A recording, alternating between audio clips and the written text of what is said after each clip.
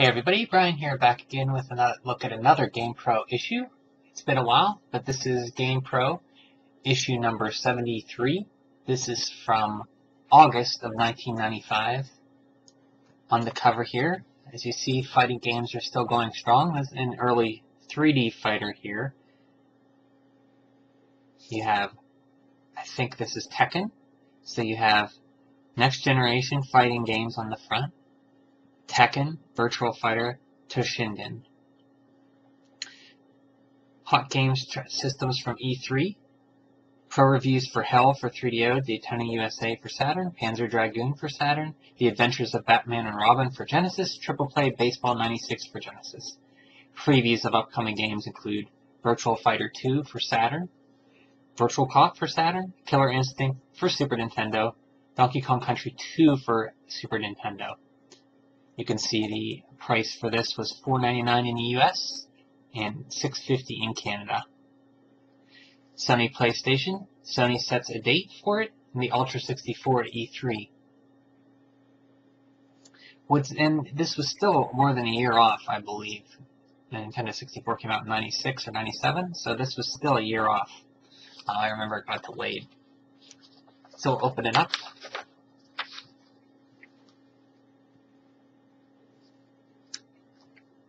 See them out here. Here you see a ad for, I consider it a role-playing game today. You'll be playing the part of the pinata. This is for Sony PlayStation. This is, what game is this for? Tekken, I believe. I remember this ad. This is for Chrono Trigger. Chrono Trigger, this is a beautiful ad. Look at this. Chrono Trigger, from the creators of the acclaimed Final Fantasy series, character designs by Akira Toriyama, 32 megs, 10 endings, 70 plus hours of gameplay, September 1995. You've got it on your hands, you don't have enough of it, you've got it on your side, you're pressed for it, you spend it, you waste it, it's in, it's out, it's now, it's past, it's running out, it's drawing near. Chrono Trigger, it's about time. And you have like a little start, you are here, zoom it to 1000 AD, the trial, the epoch, 1000 AD again, back here to the future. So they zigzag you all around to screenshots of this game. And I remember seeing this ad and it really made me want to get the game because the character, I like the character art, and the box art was just amazing. And the graphics, this shot alone with Magus's castle with that gargoyle looking over, and just the graphics I thought looked amazing. It still looks amazing. This ad is one that's ingrained in my memory. I love this ad.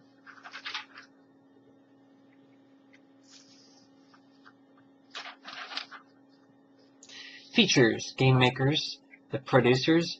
What do game producers do? Mitz McGilvery of Time Warner Interactive and David Perry of Shiny Entertainment tell all. Mortal Kombat movie coming, an interview with Lord Raiden. Electronics Entertainment Expo report, hot games are coming your way, straight from the floor. The Saturn has arrived. The Saturn turns on the heat with Virtual Fighter 2, Virtual Cop, Night Warriors, Blazing Dragoons, and more.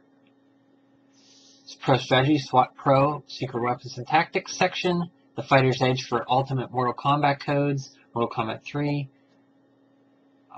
the Ultimate Mortal Kombat code for Mortal Kombat 3, plus finishing moves, fatalities, animalities, and combos. Virtual Reality for the Jaguar. I don't remember ever hearing more about this. See the headset there. I remember Virtual Reality was such a big thing in the mid-90s, mid to late 90s. Mostly mid-90s with Virtual Boy and Comic Zone ad. I believe you've seen that in the previous issue videos. Going down the reviews, pro reviews here, I'm going to pick one out here for each system. You got Panzer Dragoon for Saturn, NBA Jam WWF Raw for 32X. Sega CD had 32 Eternal Champions. Penn and Teller's Smoke and Mirrors. Genesis, you had The Adventures of Batman and Robin, Phantom 2040, Indiana Jones' Greatest Adventures. I didn't know that came out for the Genesis. Power Rangers the movie for Super Nintendo, Super Turrican 2. 3DO had Hell, Neo Geo Savage Rain, the sports pages. You had Triple Play Baseball 96 for the Genesis, NHL Hockey 95 for the Genesis, PGA European Tour for the Super Game Boy. Must have had Super Game Boy support, like Borders or such. For a sports game, that's interesting. Role Players Realm, preview Chrono Trigger. That when we get into that, we'll go a little bit further into that, further in the issue.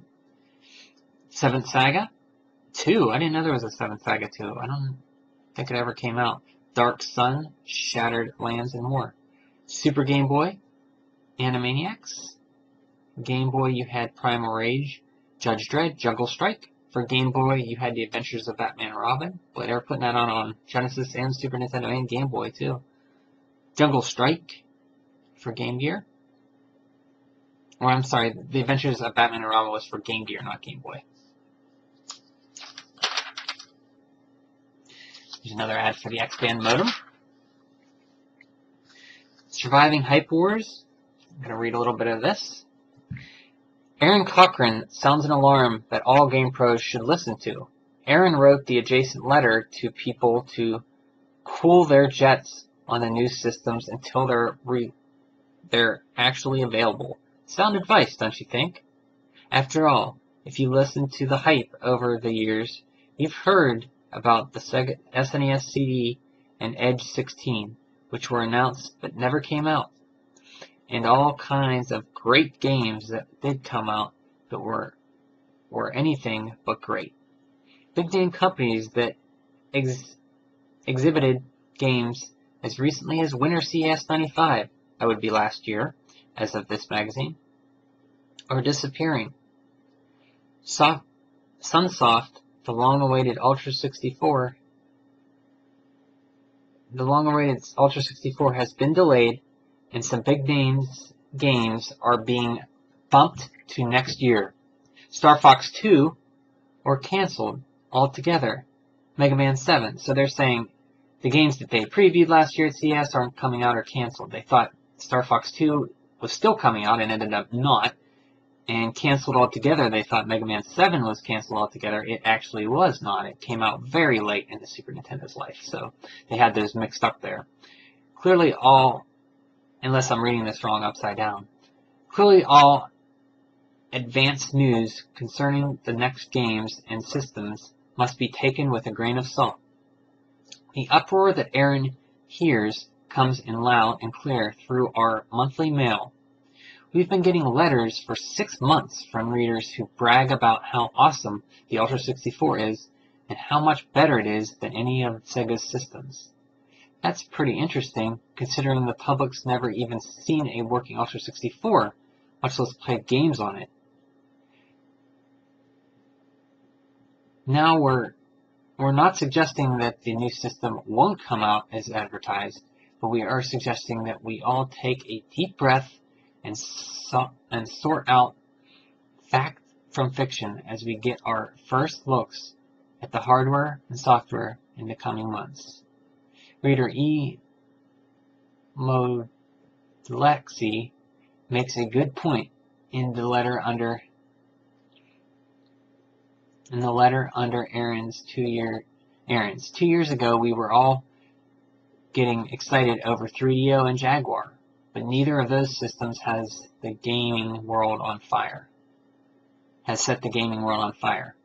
With the system wars about to go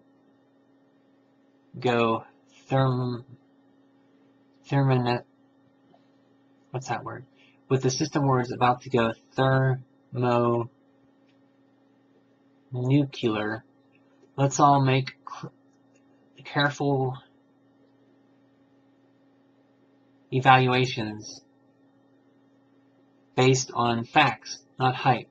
That way you won't get burned. And you'll have to excuse my poor reading there. It's hard to read upside down sometimes. But that's actually a good point. Now, hype back then is, with lack of internet that people didn't have, it was around, but not you couldn't get everything all at once like you could today.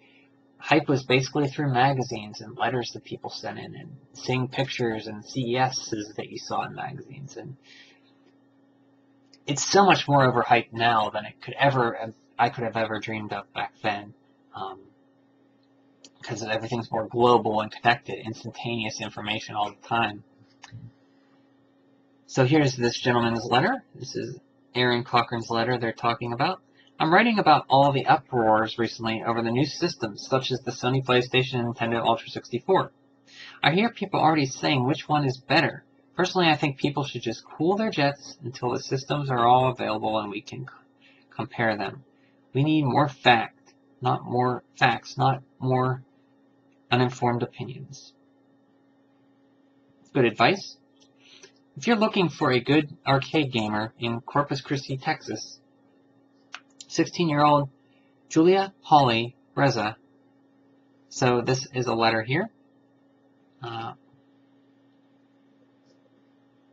assuming it's about this girl right here. Her May article, Once in Future Kings, said that the 16-bit systems are fading. Let's not put too much faith in the new 32-bit and 64-bit systems too soon. I don't know many people with $300 to $400 to spare for another gaming system. And look at all the newer systems already available, like 3DO and Jaguar. They haven't exactly taken over the industry. So I think that goes into a deeper point that at this time in video game consoles, there was a lot out. Super Nintendo, Sega Genesis, 32X, Sega CD, 3DO, Atari Jaguar, Sony PlayStation coming out, Sega Saturn coming out. And lots of stuff was coming out. At no point, more point in video game console history, I think, this point in the 90s we're at now. There was so many consoles out. There was almost too many.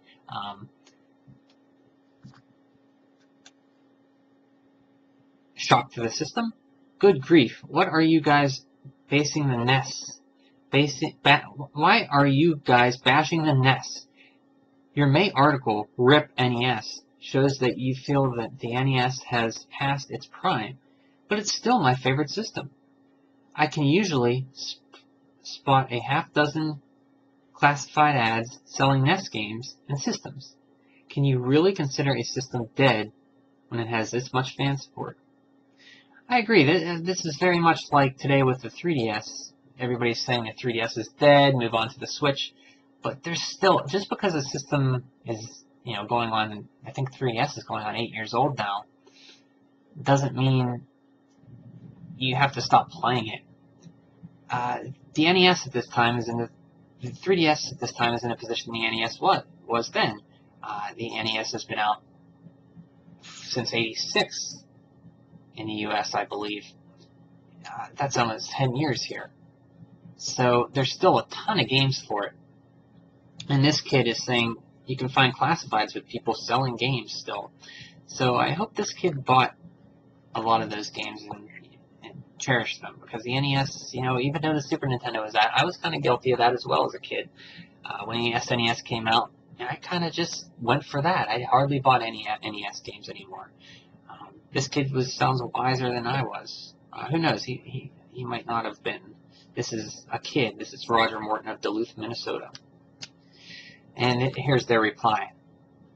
The Unknown Gamer replies, like you, we have fond memories of the NES. That May article wasn't meant to bash the NES. Rather, it said, it sadly faced the fact that the NES is history. It has, after all, been more than a year since a major new NES game was released. And notice that the ads you see are from people selling games, not buying them.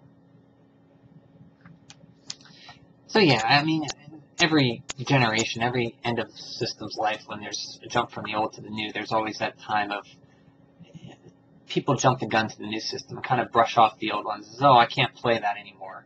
I don't believe that's true. Maybe as a kid I was like that. But as a wiser adult now, I don't feel that just because a new system is out makes the old one obsolete. The games are what's important, and there's still tons of games for the older systems you can go back to. Isn't that what retro game playing and gaming is all about. Playing the old stuff. Good games don't, they just stay good. Here's a letter about Kirby's Adventure. Kirby's Adventure was one of the last great NES games. So they're pointing out that Kirby's Adventure was one of the last great ones released. Let's not cry. Here's another letter. This might be a different take. Let's not cry over the demise of the NES. It will always be remembered for re-energizing the video game industry. It will. And it performed admirably through its reign. Instead, let's enjoy the current systems and look forward to the new ones. The NES would have wanted it that way. Farewell, friend. Well, good point. I mean, yeah, you can always look forward, and you should look forward to, new games and new consoles. Here's a letter about Atari's answers. A letter submitted by Paul Schneer in your May issue asked if Atari has a live counselor who has game tips.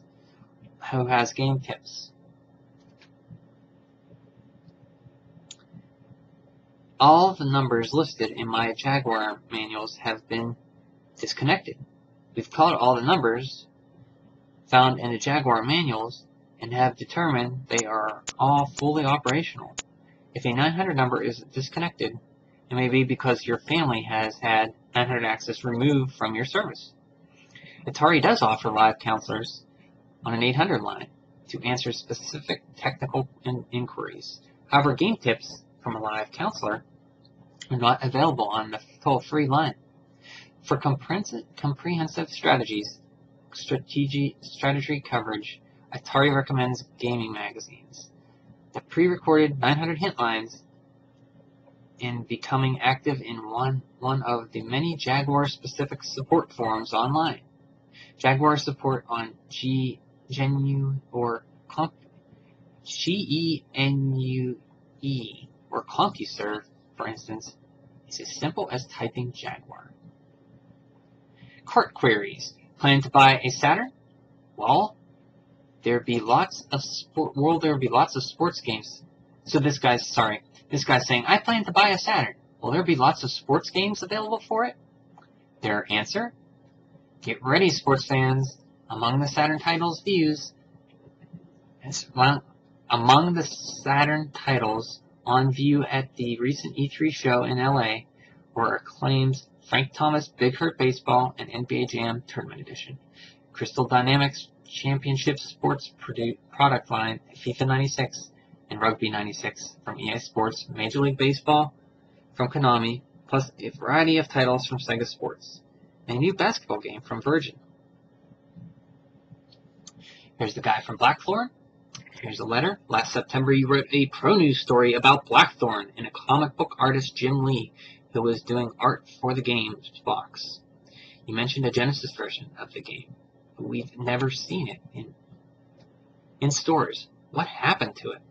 They reply, after we ran that story, Interplay decided to release Blackthorn for the 32X instead of the Genesis. It will be the same basic game that you saw on the SNES, but it will be enhanced for Sega's more powerful system. Look for Blackthorn 32X in the fall and PlayStation and Saturn versions later. In NBA Jam Tournament Edition for the Super Nintendo, 2 familiar Street Fighter characters seem to be sitting on the court behind the baskets. Near the top is a flat-topped blonde man who looks suspiciously like Guile. Near the bottom is a man who looks like Akuma. What's going on? I never heard of this. They answer, we're not looking, but we're not seeing it. We're looking, they reply, we're looking, but we're not seeing them. It seems unlikely because Street Fighter and NBA Jam Tournament Edition are made by different companies. And here's another letter. I'm a devoted fan of the Star Wars games. Are any more scheduled to come out? They reply, the next Star Wars game will probably be Super Star Wars Return of the Jedi, which THQ is making for the Super Game Boy. It's scheduled to come out later this year. Here's another letter. In your April edition, you had a couple of pages of a magazine called GamePro. Does this magazine really exist? They reply, GamePro is one of the most controversial things we write each year. It's written by the GamePro editorial staff for publication every April as an April Fool's Day joke.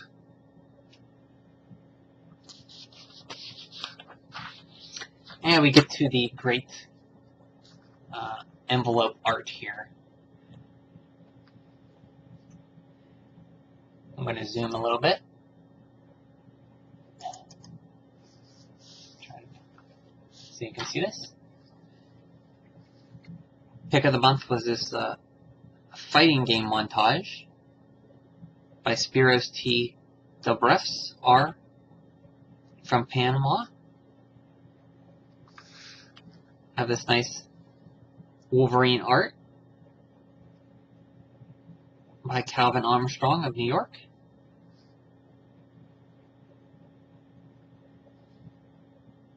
NBA Jam art from Willie Reel.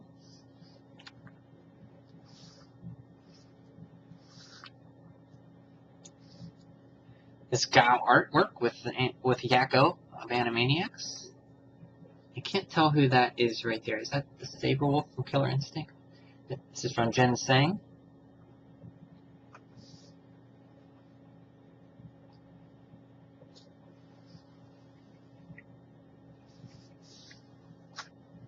This up here, we have this nice 3DO artwork of an alien from the Alien series from Alan Adams. This awesome Lion King artwork looks like it's... Oh, that's really good. And I think it's color pencil from Daniel Wolf.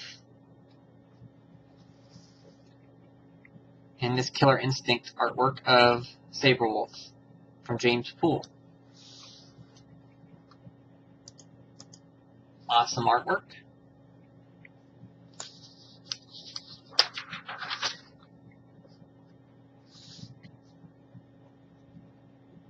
Elevator Action 2 in the arcades. An ad for Doom for the Super Nintendo. Rated mature. Street Fighter Alpha. An ad for the Mortal Kombat movie, which was really big at the time. I remember this movie. I went to theaters with my friends and saw it. My friend saw it.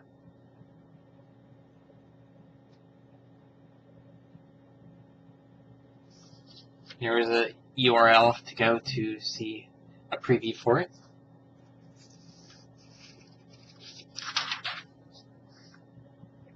The producers.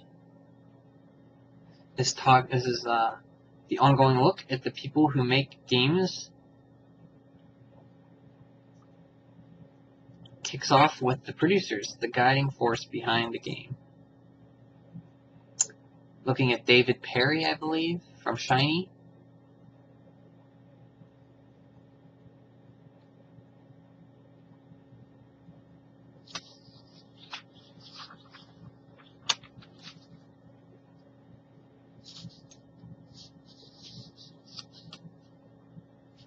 And they take a look at Mitzi McGilvery. Here's an ad for Clearasil, targeting the right audience here. That's something you don't see. You don't see, do they make acne pads anymore? I'm not sure.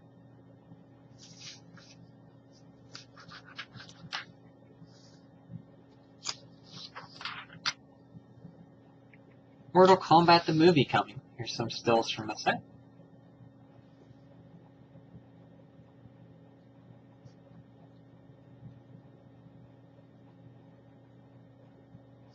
In the January issue, GamePro went behind the scenes for details on the eagerly awaited Mortal Kombat movie. The latest update is that the ending was recently reshot so that it would include some key elements found in the Mortal Kombat 3 arcade game. See it all for yourself beginning on August 18th when New Line Productions releases the finished product in 2,000 theaters across the U.S. While the film was still in production, GamePro caught up with Christopher Lambert. Is it Lambert or Lambert? The actor playing Raiden. We asked the star of such films as Tarzan, The Legend of Greystoke, and The Highlander about his role. GamePro, how much did you know about the game Mortal Kombat before taking on the movie role? Christopher Lambert, I'm a video game freak, so I knew quite a lot. What I wanted to know mostly was how the game was going to go to the big screen in live action. I would say that Mortal Kombat has one advantage over movies like Street Fighter or Super Mario Bros. Because you already have a solid, well-developed story within the video game. That's not the case with Super Mario, two plumbers trying to save the day. You don't go that far with a story like that. That's true. Mortal Kombat already did have a good story, well, a story in it that they could follow. And of Mortal Kombat and Street Fighter, I love both. I think Mortal Kombat was the more critically acclaimed one of the two. GamePro asks, what kind of games do you like to play? Christopher Lambert, I played everything from Pac-Man to Mortal Kombat. I remember playing Pac-Man when I first came out. I was spending hours at the arcade whenever I was in the world. Do you have any martial arts training? Christopher Lambert, I don't need it to play Lord Raiden. He's guiding the three heroes, Liu Kang, Johnny Cage, and Sonya Blade towards Outworld, and he's there to make sure that no one is cheating, as he says. If you're not playing by the rules, you're dead because Shang Tsung will rip you up. What's interesting about the characters is that he's a good guy. What's interesting about the character is he's a good guy and also very witty. He likes to play with these three beings. He's part of the team, but he does really fight. I mean, he fights from time to time when it's really necessary.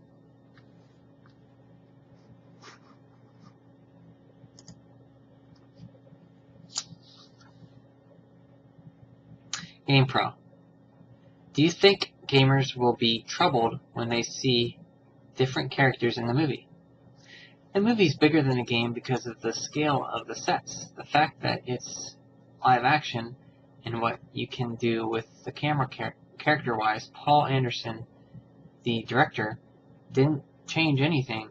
He brought in some kids for feedback on the movie, and they had no problems except for the little bits and pieces.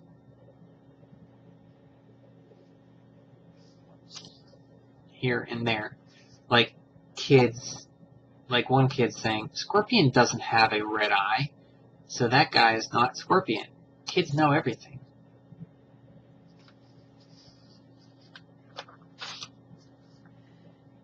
Here's an ad for a spread for E3 this year.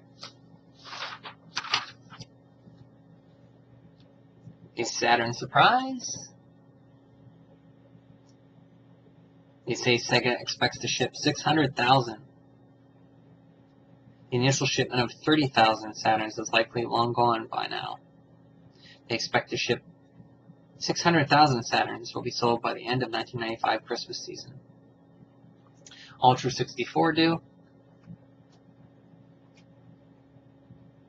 Nintendo put a positive spin on its announcement a few days prior to E3 that the Nintendo Ultra 64 NU64 would not go on sale this fall, but would be available in April 1996. According to Nintendo, the hardware is ready, and the Silicon Graphics confirmed that the chipset is complete. The delay is to give Nintendo's dream team of NU64 developers plenty of time to build killer software. There wasn't anything new from the dream teams, but LucasArts signed on with a new Star Wars series in the works for the NU64.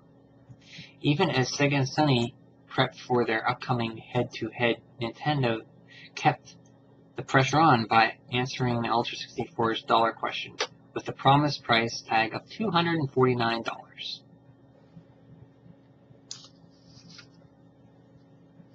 PlayStation ups the power. PlayStation powers up. The Saturn may be the first 32-bit system out of the gate, but the PlayStation won't be far behind. At E3's Sony Computer Entertainment Expo, Sony SCE announced that, or Entertainment Expo, SCE announced that the PlayStation will go on sale on September 9th for $299. Sony promised 20 games at launch, with 50 more due by Christmas. No packing game was announced. Rumors put Ridge Racer on the inside track, but insider line was that there would be none at the system's launch. Here's Wipeout for PlayStation, ESPN Extreme Games for PlayStation.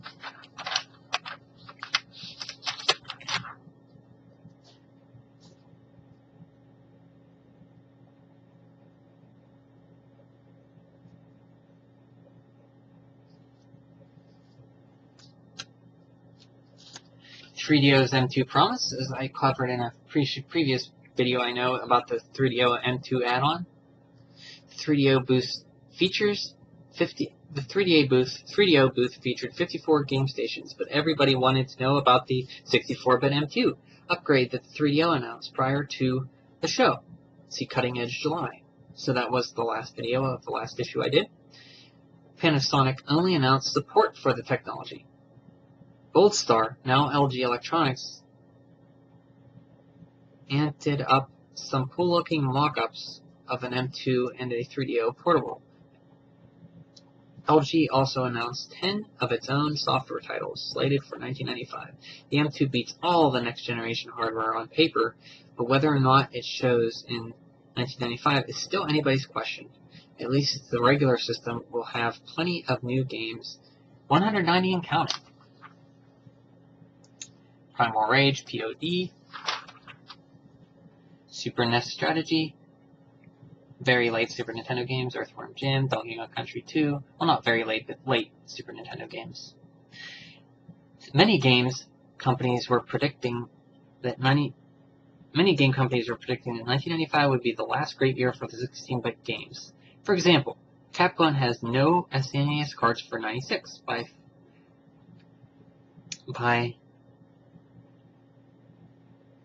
what is that word? Finishing, they really spelled that wrong then.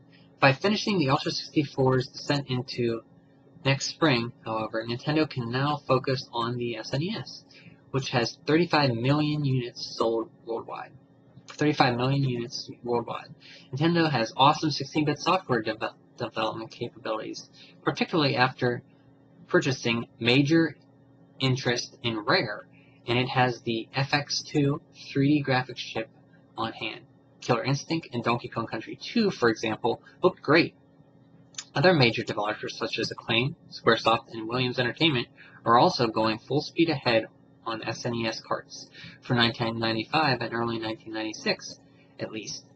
That means SNES players can expect fewer carts, but higher quality games. So yeah, a lot of people forget that a lot of the games that they really liked for the Super Nintendo were late Super Nintendo games, 1995, 96. Chrono Trigger, Super Mario RPG, Donkey Kong Country, Killer Instinct. They were late games, so a lot of the best games come out around the end of a console's life. Have Doom, Castlevania Dracula X. Oh yeah, that was late too. More Super Nintendo showstoppers, Batman Forever, Breath of Fire 2, Build Your Own Adventure, very good game. It's a Chrono Trigger, a 32 meg blast into the past, see Role Player's Realm, Frank Thomas Big Hurt's Baseball, Gargoyles, Judge Dredd, The Mask, Mortal Kombat 3, Pinocchio, Primal Rage, and Weapon Lord. Stir of the Genesis. Sega made no bones about the fact that the Saturn is its system of the future. Sega was also quick to point out, however, that it hasn't lost sight of the 15 million Genesis owners spread across the U.S. Sega alone has 9 new games slated for arrival from E3 to the end of December, with more coming from its licensees. As with the SNES, however, 16-bit development is narrowing down as companies focus their efforts on the new technology. Additionally, Sega isn't planning to make your system buying decisions any easier. Earlier next year, look for the Neptune, a Genesis 32X hybrid unit, and the Nomad, a 16-bit Genesis portable, to join the 32X, Sega CD, and Saturn. So the Neptune was a 32X built into a Genesis without the add-ons. So it never came out, and the Nomad actually did come out. So I don't know if there is a Neptune out there somewhere floating around, a development one or something. So here's a late Genesis game, Vector Man. And some more Genesis games right here. The Adventures of Batman and Robin, The Adventures of Hollywood Spot, Comic Zone, Garfield Caught in the Act, Mortal Kombat 3, Nightmare Circus, The Ooze, Phantom 2040, Primal Rage, and Revolution X.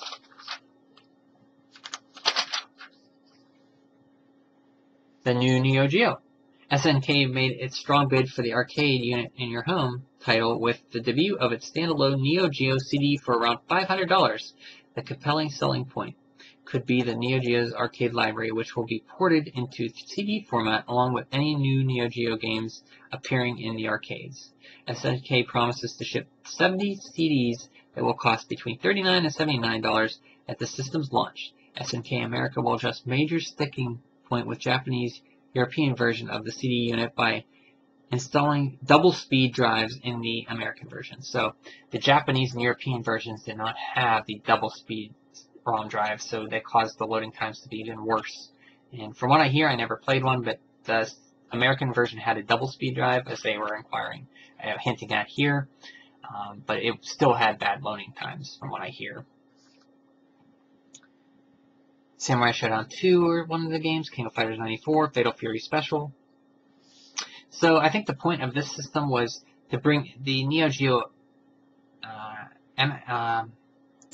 home system, AES, was expensive. The cartridges were expensive. This was to port the system to a CD, which was cheaper, and make a home system, which was cheaper to play those arcade games. More Neo Geo stuff, 2020 Baseball, Art of Fighting, Baseball Stars 2, Fatal Fury 2, League Bowling, Panic Bomber, Samurai Showdown, Super Sidekicks 2, Viewpoint, and World Heroes 2. Jaguar on the Prowl. The Jaguar, which lays claim to the title first 64-bit video game system, can now add the least expensive 64-bit system from its shelf.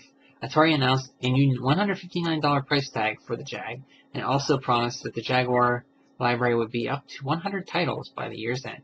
The Atari booth was loaded with 40 games kiosks, so anxious Jaguar owners should keep an eye out. Atari also showed the Jaguar VR headset, which is based on the virtual reality game system. More down to each, however, were the Jag Link, Jag to Jag connector, and the Team Tap, which enabled 4 players to connect to a Jag.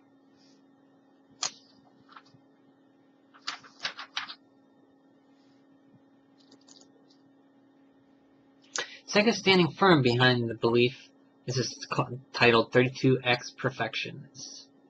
Sega standing firm behind 32X as an inexpensive upgrade for the 16-bit owners craving 32-bit gameplay. 40 games are due from Sega, and its license through the Christmas season. 1996 is the year to judge the 32X fate and Sega's long-term commitment to the system. Well, as we found out, that was the last year, I believe, they really had a major software push on that system. Sega CD. The Saturn was set up to steal major thunder from the Sega CD. In particular, it's a not-so-tough decision for third-party games makers that must choose between creating games for a peripheral device or a next-generation game system. Sega CD has seen better days, even though there will be some very good, if very few, games for the system this year. Virtual Boy, sometimes something's entirely different. The Virtual Boy represents such unusual technology that almost no one can actually show you a real screen outside the actual game system display.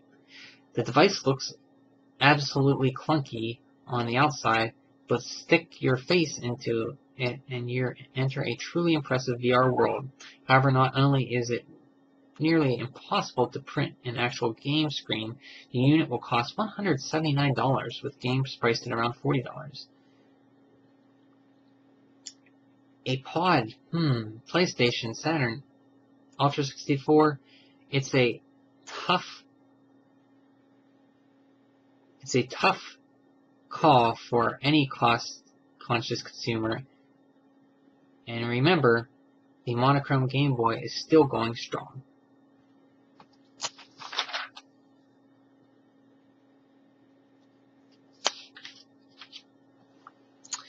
Game Boy's games.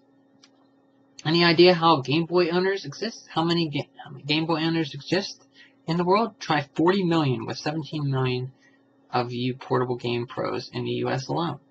Add to those Nintendo stats the 400 Game Boy games available, and you can probably guess why the Big N was gung-ho on the Game Boy at E3. You know it's serious when it's porting Ultra 64 games to Game Boy. Killer Instinct was the high-profile Game Boy cart. Here below is some Game Boy games coming out. Game Gear geared up. Excuse me, I had to yawn. For full-color gaming on the go, the Game Gear remains the only game in town.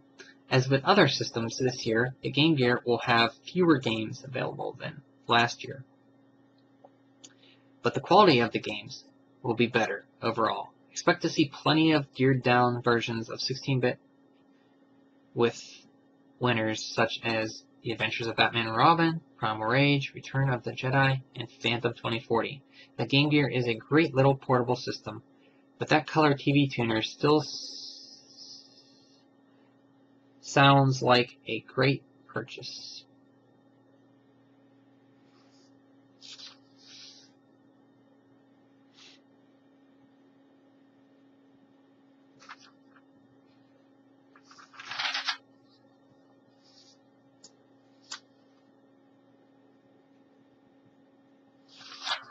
Just Need for Speed up here.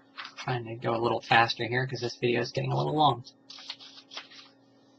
Here's the next generation fighting games. This is the special feature on the cover. The Saturn has arrived. Here's Virtual Fighter 2, Virtual Cop, Blackfire, Creature Shock, Blazing Dragons, Den War.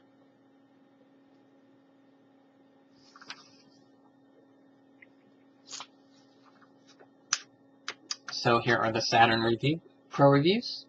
Panzer Dragoon. Very good reviews here.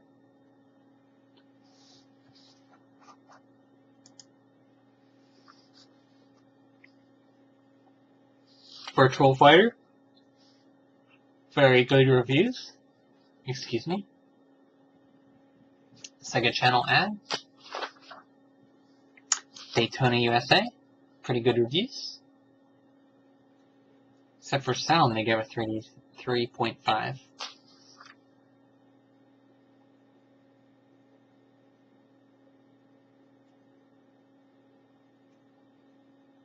Star Trek Deep Space Nine. Crossroads of Time. I never heard of this game. It says it's coming to Sega Systems and Nintendo. I believe probably Super Nintendo and Sega Genesis or Sega CD. But I don't know if this ever came out. I never heard of it. Clockwork Knight for the Saturn. Average reviews. I remember this ad for this Final Fantasy III guide, only $12.95. You could send in the form and get it.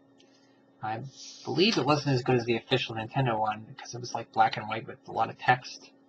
The official Nintendo one's the one to get. It's beautiful. 32X Pro reviews. NBA Jam Tournament Edition.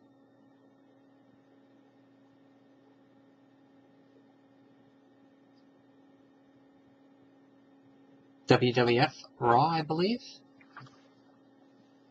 Eternal Champions for the Sega CD. I believe that's the best version of that game.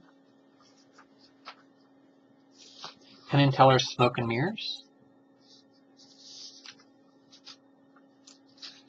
So they gave Eternal Champions and okay, good scores. Penn and Teller's they really liked. Control of 5-0. Ad for Working Designs translation of Lunar. Batman and Rama for the Genesis. Looney Tunes games. Phantom 2040. Earthworm Jim. Trust no one. Play it yourself. This is Earthworm Jim for the Game Gear. Comic Zone. Here's the graphics they loved, sound they liked. Control they said was terrible at 2.5. Fun factor 3.5.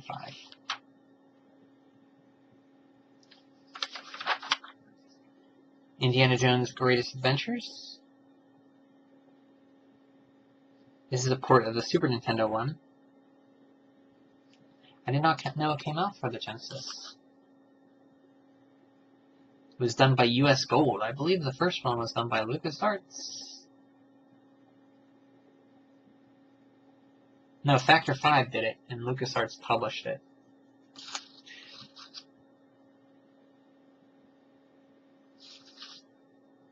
I think US Gold ported this one. I don't think they just took Factor 5 stuff and ported it. I don't know. US Gold is not known for their quality, so I wonder if this one was worse. They gave pretty good scores overall. Mighty Morphin Power Rangers the movie, and they love this one. They got 4 straight across the board. An ad for Earthbound. Super Turrican 2. They really love this one. Give it straight 4.5s with a 4.0 for sound.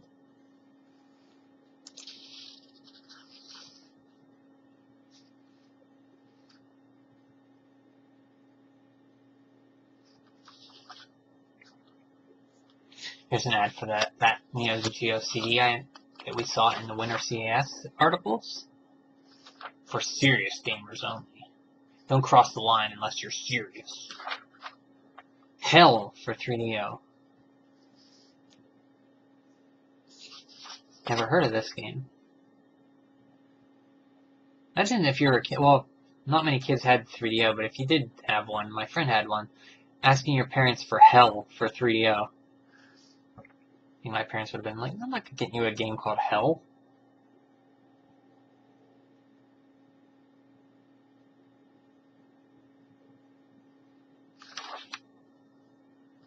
Savage Rain for the Neo Geo.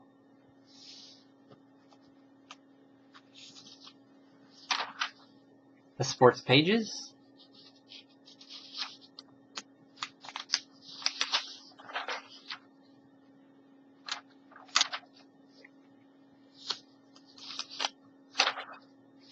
Role Players Realm, Squaresoft. Here we go. Hail, great knights and ladies. We have traveled far and wide, well, at least to Los Angeles, to find out what's on the horizon for role-playing gamers like yourself. With the next generation systems close at hand, some knights, like myself, are worried that RPG fanatics will be forgotten. Fret not, here comes the list fresh from E3, and you'll see there's plenty of dungeons to slay and dragons to explore. Dungeons to explore and dragons to slay. Forget it. Squaresoft, Chrono Trigger and Secret of Evermore, 2 great games here. Really like Secret of Evermore as well. It's a US Japanese RPG developed in America, so it has a lot of US flavor to it. Like the main character is on a small town in America. He travels through people's dreams. His dog changes each dream. It's a very fun game. And Chrono Trigger, released in Japan earlier this year, this RPG is extremely innovative with complex storyline and awesome screen-filling graphics. It's natural that it should come from the same company that brought you Final Fantasy III. Look for the reviews soon in GamePro for the Super NES. Here's Secret of Evermore. This much-awaited game from Squaresoft is its first American title. The storyline involves a young man searching for his father. Oops, the secret is out for the SNES. Yeah, this shot, The Secret of Evermore, really captivated me. The Chrono Trigger and Secret of Evermore, the ads of these games, what really got me to want to buy these games. They really did a good job in the ads and the graphics, showcasing the graphics of these games. Seven Saga 2, I did not know if that ever came out. The first one was a very early Super Nintendo game.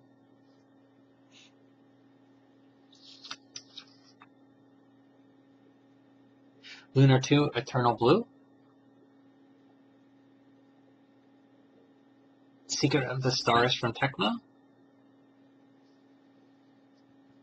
And Warhammer.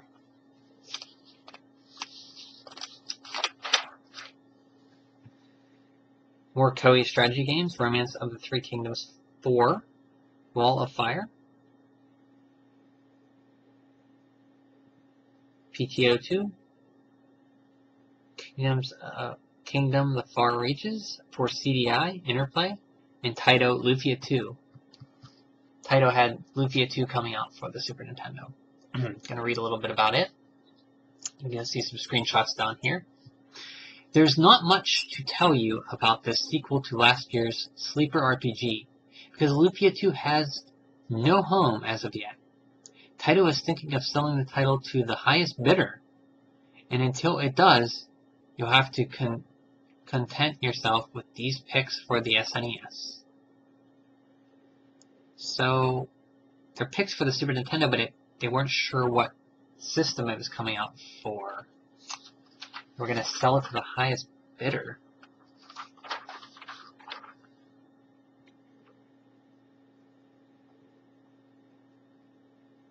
This is interesting.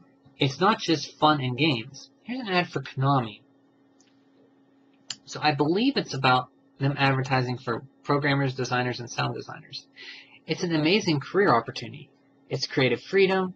It's a chance to learn on state-of-the-art equipment, and there's plenty of free coffee. Join Konami Computer Entertainment, KCE, a new R&D subsidiary of Konami Co. Limited, an industry leader in electronic entertainment for the last 25 years. KCE's mission is to gather the most talented individuals on the planet to create the best video games for the American market.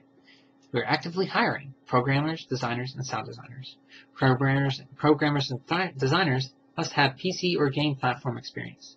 KCE is located in spacious northwest Chicago suburbs. Relocation packages will be available. Plus, we offer great benefits, including competitive salary, 401k, medical dental plans, and most importantly, a great place to work. To find out more about the growing opportunities at KCE, please send resumes with salary history to, let me give their address.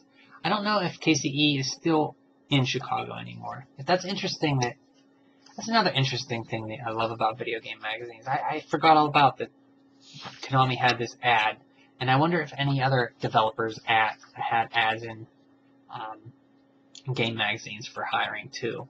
This is the only one I can think of, and I don't even remember it, so it must have been pretty rare.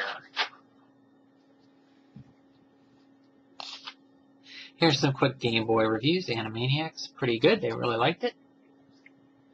Jungle Strike for Game Boy. Looks like that was a good port. Some Game Gear stuff. Jungle Strike for Game Gear. Adventures of Batman and Robin for Game Gear. SWAT Pro. Got some nice artwork here from Ahmed Chaudhry. Got this awesome X-Men 2 artwork here. X-Men, I really loved the X-Men back in this time. It's when I started reading comic books. I was really into X-Men and Wolverine, and of course the cartoon was a big part of that. LZ2 codes.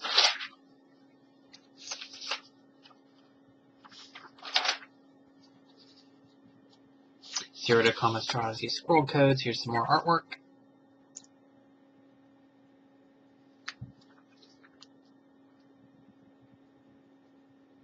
This is from Dominic Mahones. And this one here from Daryl E. Anderson of Lansing. I won't say where he's from, but Daryl E. Anderson.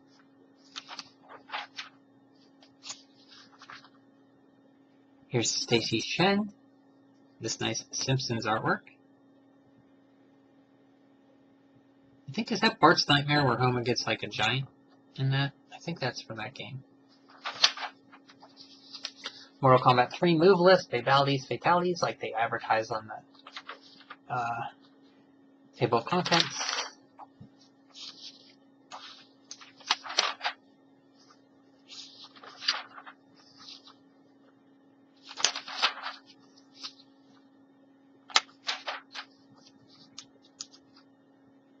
GamePro Labs, a player's guide to Power Peripheral.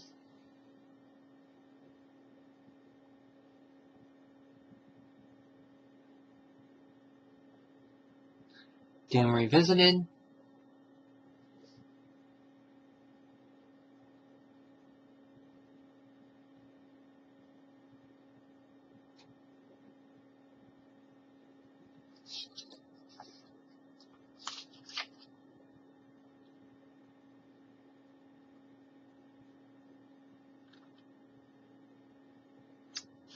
There's another store I never heard of, Video Gamers Paradise.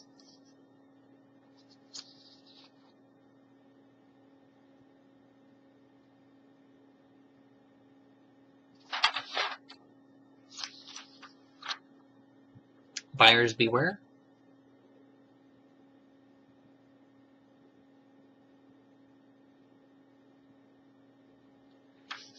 It's another one of those sweepstakes. I don't know if anybody ever won these things. Strategy guide you could send for. Overseas prospects. Toshinden, Tekken.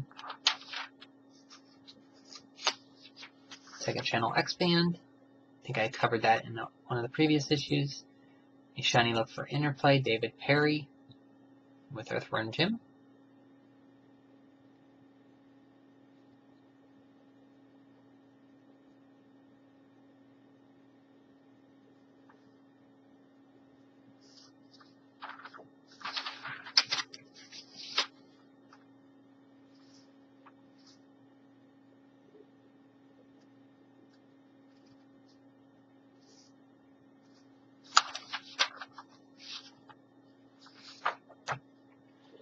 And that's it. We've come to the end of this issue. It's a long one, almost an hour. I apologize for that. So yeah, this is the end of the look at GamePro issue number 73 for August of 1995. Looks like next month will probably be Chrono Trigger. I'll try to get these out a little faster. My last one was in September of last year. So hope everybody has a great 2018 as I'm recording this. And see you again soon. Bye.